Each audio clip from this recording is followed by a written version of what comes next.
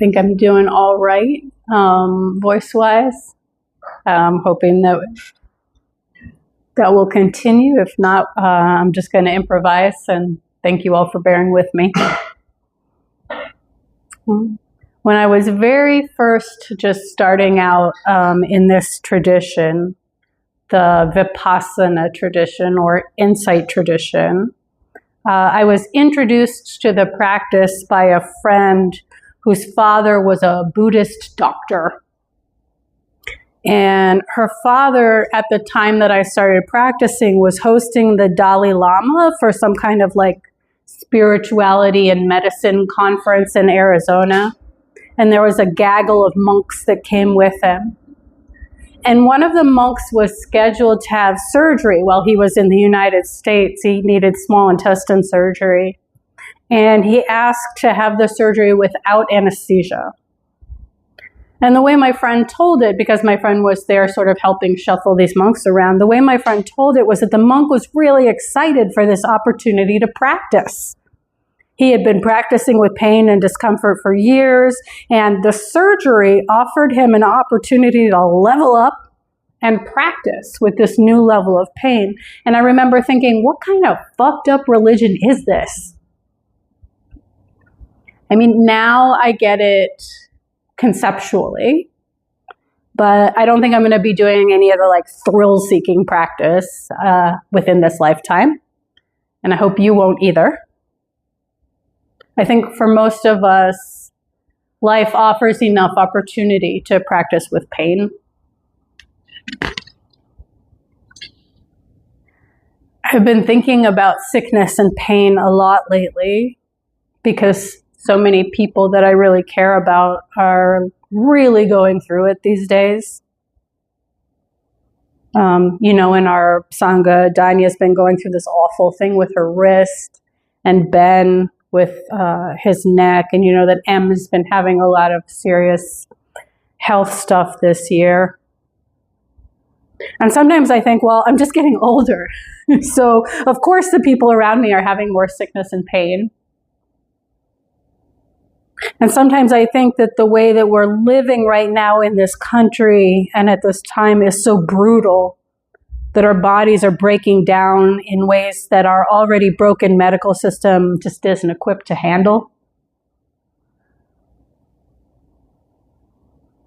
I have endometriosis, and part of that is really painful periods. When I was first living in China and I ran out of Tylenol or whatever I was taking for that pain, I went to the Chinese pharmacy to buy more. And that is when I realized that at least rural Chinese pharmacies do not sell anything like Tylenol. I told the doctor my symptoms, and he gave me an herbal tea. And he said, start drinking it now, and next month the pain won't be so bad. And I said, but what can I do about the pain right now? And he said, start drinking this 4 weeks ago. He was so deadpan to this day, I don't know if he was joking or not. Start drinking this 4 weeks ago. What the Buddha said about pain is often translated as, pain is inevitable, suffering is optional. That phrase actually comes from the 12-step world, but the idea is rooted in Buddhism. It comes from the Salatta Sutta, which is a very well-known story, the parable of the two arrows. And it starts like this. The Buddha says, bhikkhus, because he called his followers bhikkhus, which means seekers. Bhikkhus, an uninstructed person feels pleasant, unpleasant, and neutral feelings. A well-instructed disciple of the Dharma also feels pleasant, unpleasant, and neutral feelings. So what difference is there between the well-instructed disciple and the uninstructed run-of-the-mill person? I don't know what run-of-the-mill is a translation of, but it feels like kind of a dig. And the monks say, okay, yeah, tell us, what's the difference? And the Buddha says, When touched with a feeling of pain, the uninstructed person sorrows, grieves, laments, beats his breast, becomes distraught, and so he feels two pains, physical and mental, just as if they were to shoot a man with an arrow, and right afterward they were to shoot him with another one, so that he would feel the pain of two arrows. In the same way, when touched with a feeling of pain, the uninstructed person feels two pains, physical and mental. There is the pain, and then there is the suffering about the pain. The first arrow, and then the second. And if you read this unskillfully, it can kind of sound like boomer philosophy. Stop crying about it. You're making it a bigger deal than it is. But the Buddha expressly says in this sutta that resistance to pain or ignoring pain is not the answer either.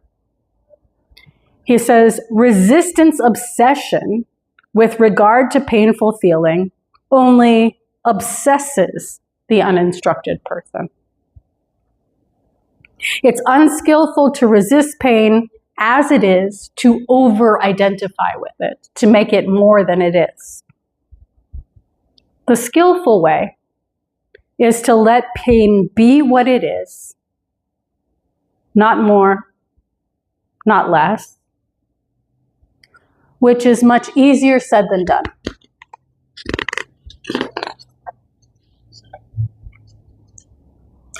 I think that with all his years of practice under the Dalai Lama, this is where that monk who was having intestinal surgery was. That he had been practicing with letting pain be what it was, and he had learned all that he could from the pain that he felt, letting them be what they were. And so he was full of curiosity and excitement to find out about the nature of a new, different kind of pain. The way that for somebody with a few marathons under their belt, they get excited for an ultra marathon. Yesterday, when I woke up sick, I lay in bed trying to figure out how sick I actually was. And I ended up canceling my morning clients. And then I worried about the lost income. And then I wondered if I really was that sick after all. Was I 3 appointments of lost income worth so sick? And stopping and noticing, I realized that yes, I was. So I figured I'd see how I felt about it in the afternoon. And then I had nothing to do but be sick until then. So I was. I paid attention to pain and the nature of pain. This is stabbing pain. This is a dull ache. I paid attention to heat. I feel warmer. I feel cooler. And in paying attention, I found the most comfortable position to lay in, which is a skill that I've sort of built up over years of finding the most comfortable position to sit in. And then I noticed when that position wasn't comfortable anymore, and then I found a new one. I was practicing with sick. And I noticed that the worst part of that whole experience was the part where I was worrying about the money and wondering whether I was overreacting. That's the second arrow. The part where I'm spun up about whether I'm making myself think I'm more sick than I am, and also what the consequences are, and am I sick enough for the consequences that I'm creating. That was the worst part. And then I felt really grateful that I had been so quickly able to recognize and accept that I was in fact sick. And I spared myself a lot of agonizing about whether or not I had made the right decision by taking a sick day. And in the middle of unpleasantness, a small amount of pleasantness, and gratefulness. And then when it was time for me to decide if I was too sick to do my afternoon appointments, I was able to approach that with clear seeing as well. And I didn't spend too much time questioning and resisting, I went back to trying to find the most comfortable way to lay down. Noticing the moments of pleasant and neutral that come in between or sometimes alongside the moments of unpleasant. It's not surgery without anesthesia, but it is something. And I think there's something to be said for clear seeing also around resistance. It's very easy to fall into the trap of telling yourself, stop resisting, just let pain be, which is also suffering. Sometimes resistance is just what's there. And it's okay to allow resistance too. Not wanting things to be how they are is painful. Pain deserves compassion. Sometimes we can wriggle out of wanting things to be different than they are, and that is a great feeling. And sometimes we can't. Or sometimes we can't right now. Maybe all you have right now is not wanting to hurt anymore. Maybe all you have right now is wishing you could ride your bike. If that's what's here, that's what's here. That's time to deploy compassion. And it can also be helpful to widen perspective. We did just a little bit of that in the sit earlier. To see what's here in addition to pain, what's here in addition to resistance. This is truly unpleasant, and at the same time, this is pleasant. Or it's neutral. Not never, but almost never. My elbows almost never hurt. They're always a source of neutrality when I need it.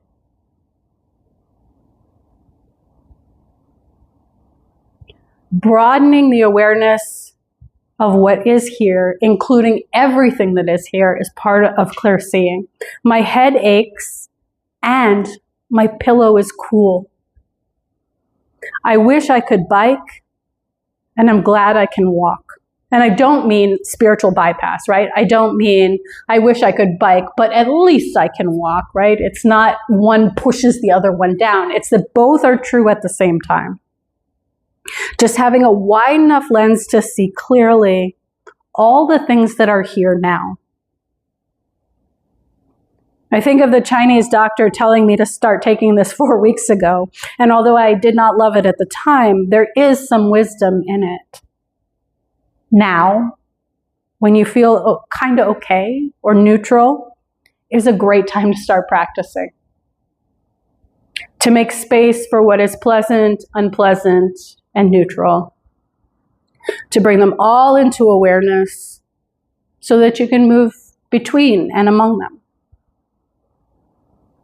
So let's do that a little while we're here together. Go ahead and find a comfortable seat.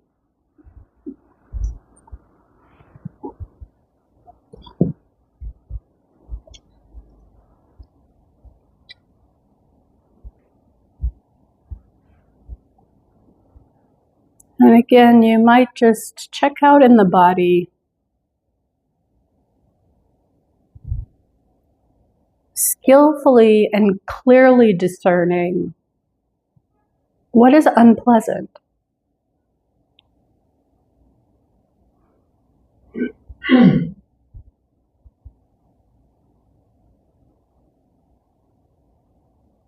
Have you been sitting the same way too long? Are you feeling a little cranky with the temperature? Are you hungry?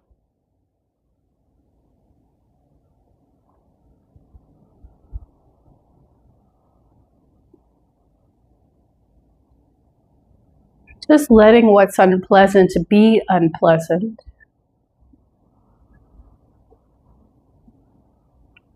What is it like?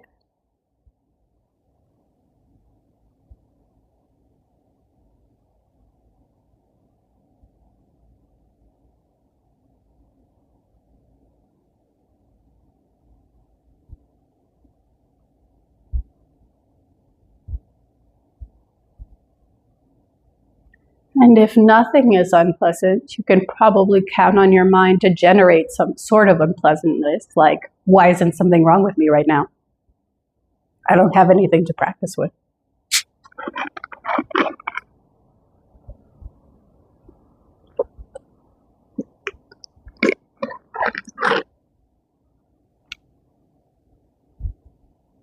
But if you do,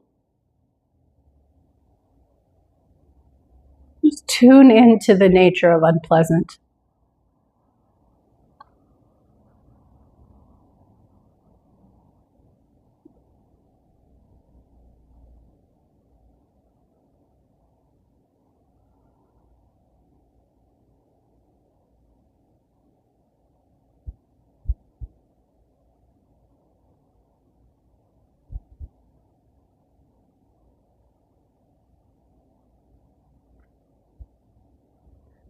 And widening your lens.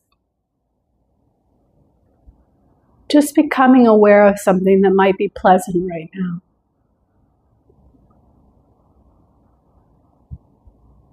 Maybe there's a pleasant little breeze. Maybe you've had enough to eat. Maybe your clothes are soft.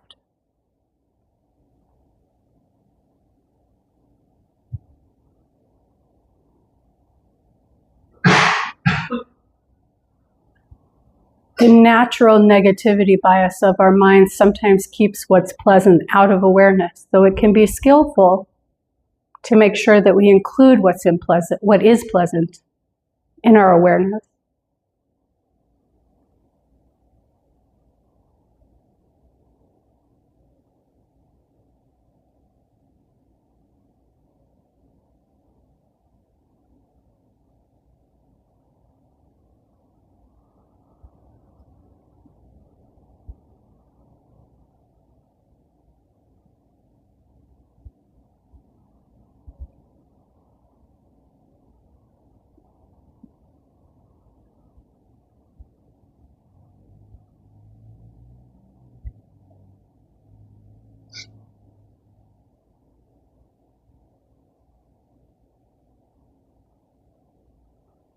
And if nothing seems pleasant right now, first of all, I'm sorry.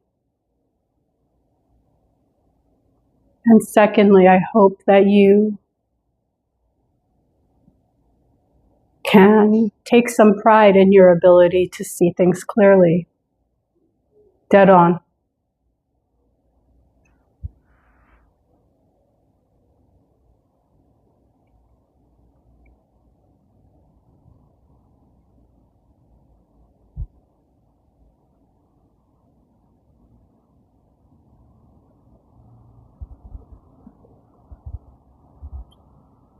Finally, you might turn your attention to what's neutral, neither pleasant nor unpleasant.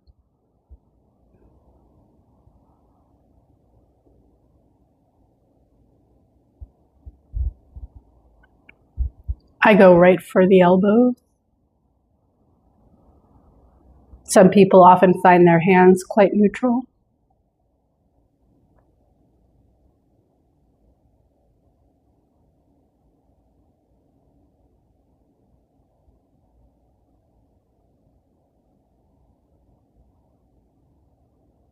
It requires the most care here. What is neutrality like?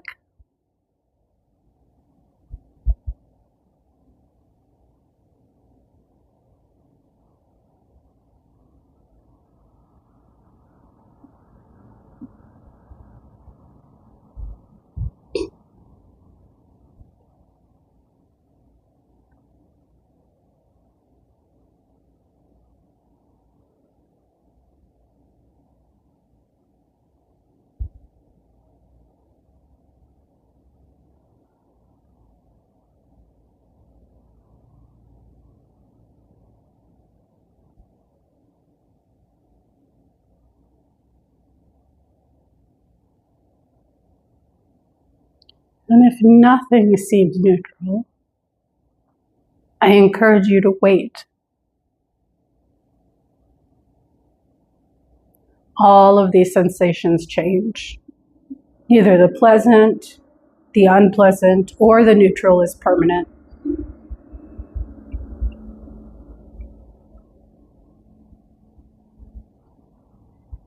Sooner or later, everything shifts.